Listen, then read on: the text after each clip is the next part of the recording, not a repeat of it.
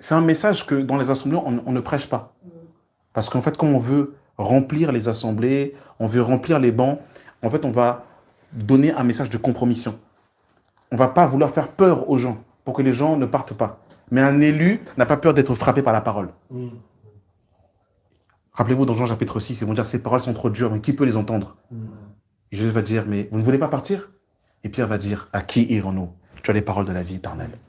C'est-à-dire que l'élu de Dieu ne quitte pas une assemblée parce que la parole est dure. Non, au contraire. Plus la parole est dure et plus il reste. Parce que c'est un disciple.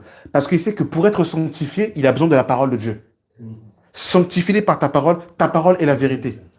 Jésus dira, déjà vous êtes purs à cause de la parole que vous avez entendue. Donc la sanctification vient aussi de la parole que l'on entend.